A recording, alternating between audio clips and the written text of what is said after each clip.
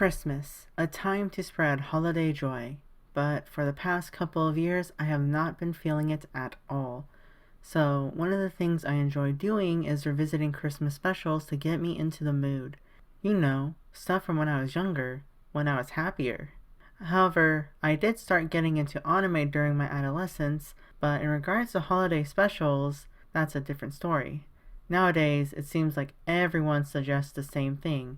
Tokyo Godfathers, the disappearance of Haruhi Suzumiya, certain arcs or episodes from Toradora, Clannad, or Sword Art Online. It's always those series. I don't see people talk about other stuff that clearly resonates with the holiday. Like, instead of a couple episodes, what about an entire series dedicated to the holiday?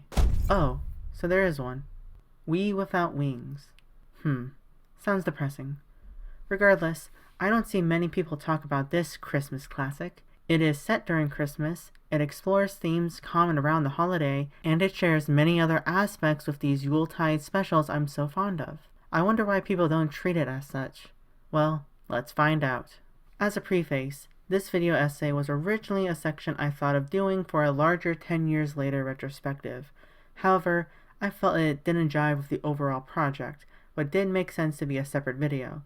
I'm still working on it, so you can consider this a prelude of sorts. The official release will be December 17th. December 25th. January 30th. Wow, that was weird. It's almost as if I'm mirroring history or something. Back on topic, I will try my best to not spoil anything, but if some of this seems familiar in the future, you can understand why. So, We Without Wings is a story about ifs. Just like the famous what-if stories of history's past. But what if that what-if fairy tale was actually real?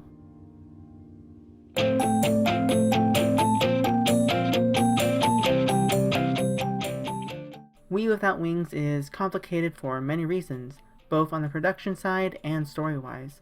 After completing their work on Cherry Petals Fall Like Teardrops, a falling out occurred at the developer Prevail due to some harsh things said regarding certain material. I can't explain it all in this specific video, but things happened. This resulted in several employees leaving Prevail to join Naval, most infamously Ochodike, Nishimata Aoi, and O. Jackson. After a successful launch of their first visual novel, Shuffle, they started working on their next hits. This time though, it would be written exclusively by O. Jackson, with assistance from Higashinosuke. This is a tremendous feat since traditionally in visual novels, different routes are split amongst writers, not solely by one person. That doesn't mean they haven't happened before, it's just uncommon. With O. Jackson heading the project himself, it would be seen as his magnum opus of a story he wanted to tell for a long time and would be Naval's second flagship title. Huh? Oh, actually, it would be their sixth title because it would take him 5 years to reach a stable state he was content with releasing. This is due to the very complex story covering 3 protagonists from different backgrounds involved with vignettes meeting one another set in the city of Yanagihara. Within city limits are a myriad of colorful characters, quite literally in more ways than one. Here's a rundown of all the people you will meet. High school boys, high school girls, pharmacists, priests, bartenders, authors, journalists, editors, idols, more idols, party crashers, food stall vendors, handymen, jewelers, American citizens, gangs, cybergoths, and playboys, all while not forgetting that we're isekai'd into a Japanese RPG several points into the story, with each character having their own counterparts. I did that all in one take, thank God. Basically, it is very hard to follow and is one of the complaints the series gets, especially with the anime. It takes roughly 60 hours to get through the visual novel, and the anime condensed it to a tenth of that. By this point, you're probably thinking, I thought this was about Christmas. Well, guess what? The majority of the story takes place over a month, all leading up to Christmas. Obviously, a hallmark of any holiday special is to be set at or around Christmas. While the holiday can easily be checked off the list of what makes a Christmas special, setting a story during a specific time frame can conjure up feelings that we associate with it, such as the different seasons being warm or cold, adolescence being confusing, a short wait feeling like ages, and, of course, the holidays making us all feel warm and fuzzy inside. Unless you aren't that type of person, then I understand. You probably shouldn't be watching this video, and I won't blame you if you click off right now. Back on topic, the holiday timing is great, but it can't just be a backdrop to evoke those emotions alone. Oftentimes, the holiday needs to play an integral role in the story.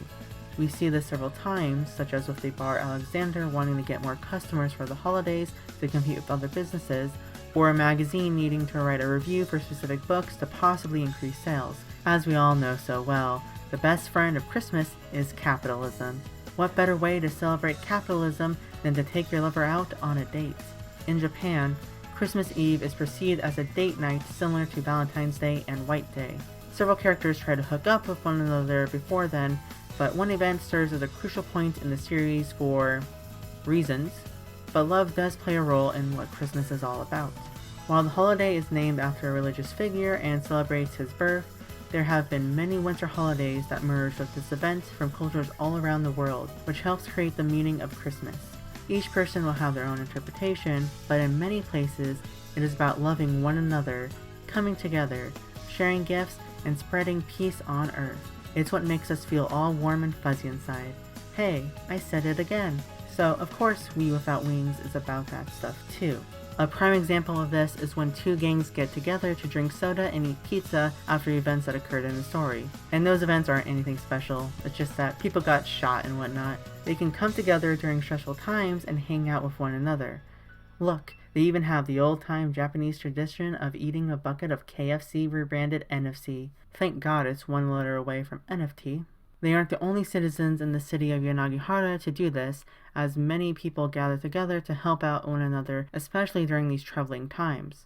So, We Without Wings tries to incorporate all the stuff that makes Christmas into its narrative with its characters and storytelling. Speaking of, a common thing modern series do is to both reference and retell Christmas classics in-universe. They take an already established classic, such as A Christmas Carol, It's a Wonderful Life, or Rudolph the Red-Nosed Reindeer, retell those stories, but use their own characters to develop them. Usually the plots are framed similarly with some sly remark to poke fun at it, or just to be referential humor. In We Without Wings, though, several of these are references, some being Frosty the Snowman, The Shop Around the Corner, and The Nutcracker. Hell, there's an entire plot trying to find a red bike that alludes to Citizen Kane. The English dub expands upon this further by quoting lines from fan favorites, such as How the Grinch Stole Christmas and Home Alone. But probably the best way to pay homage to these festive viewings is to expand upon it in your own way. Earlier I mentioned that We Without Wings is described as a what-if fairy tale. As the name implies, these stories change something to alter life in some way. It could be something like, what if I was born the opposite gender? Or what if I didn't stop to help that person? Or probably the most infamous one, what if I wasn't alive?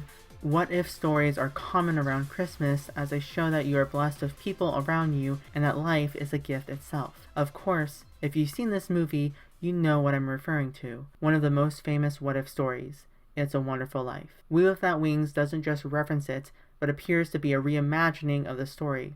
Let me give some examples. In It's a Wonderful Life, we're introduced to its premise with the prayers of different characters about George Bailey reaching heaven. Help my friend, Mr. Bailey. Help my son George tonight. He never thinks about himself, God. That's why he's in trouble. George is a good guy. Give him a break, God. I love him, dear Lord. Meanwhile, the game's introduction has characters speaking alternately when describing the world of Gretagard. ほら、空ってどこにでも繋がってるよね。どこへ逃げたって敵はその白い翼でどこまでも追っかけてくるんだ。だから翼のない彼らはどこにも繋がってない空を求めていた。そんな願いが通じて今彼らはとてものどかな国でジングルベルを聴いていた。 It's that last line about Jingle Bells that brings it all together. The visual novel's name and description hinged everything on it because it comes directly from the movie's most famous quote. Every time a bell rings, an angel gets his wings. The phrase suggests getting your wings means you have life. So if you live in a land full of ringing jingle bells, it means practically everyone has a life. However, the title is We Without Wings. It focuses on a few characters that don't have wings, while most people around them do. Each character has something that prevents them from living life, and they need to overcome that hurdle to receive their wings or be content with not having any. So it is all the more poignant that the sound we hear when a character shows us their wings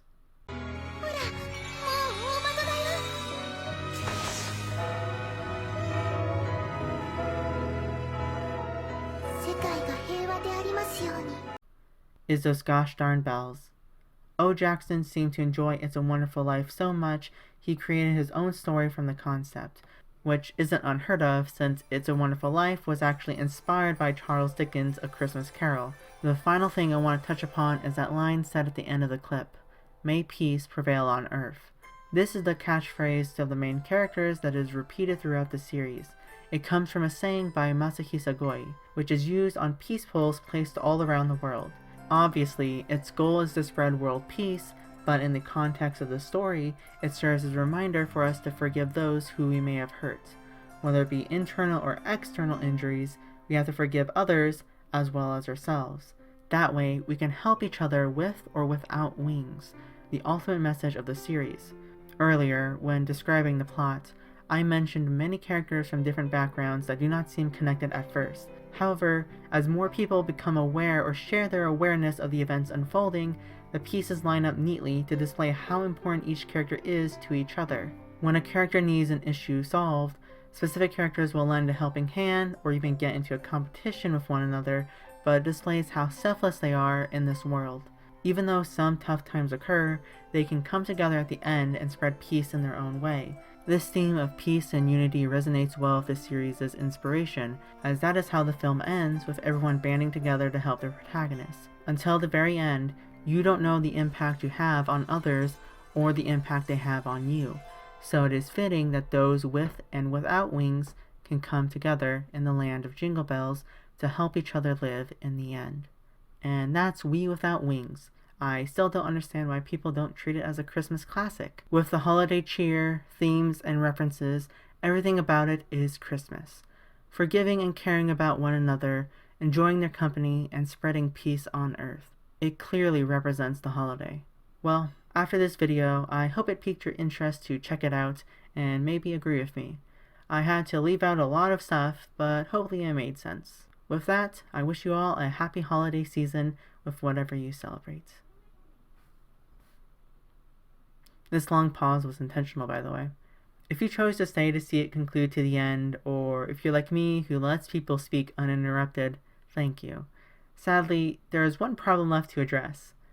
There's probably a reason why it isn't regarded as a Christmas classic, at least for the anime. Although the visual novel is an eroge, it is sparse with its panty shots and sex scenes. Instead, there's a lot of sexual jokes and innuendos. However, the anime focuses on fan service to an exorbitant degree. While they frame it as a preference for one character, it does detract from the story. There's even a sexual assault scene that is uncomfortable to watch. Yeah, that warning at the beginning was not a lie. Hell, there are other characters who experience it in the visual novel, and that is its own can of worms. So, just be wary of this if you do decide to watch it. Hopefully you can watch the censored version with white Gaussian blurs and yellow tape. Once again, happy holidays. As a special treat, if you want to watch another video, I translated the Little Match Girl on my other channel that may get you into the holiday spirit. Otherwise, thank you very much for your support throughout the year, and I hope you have a great new year.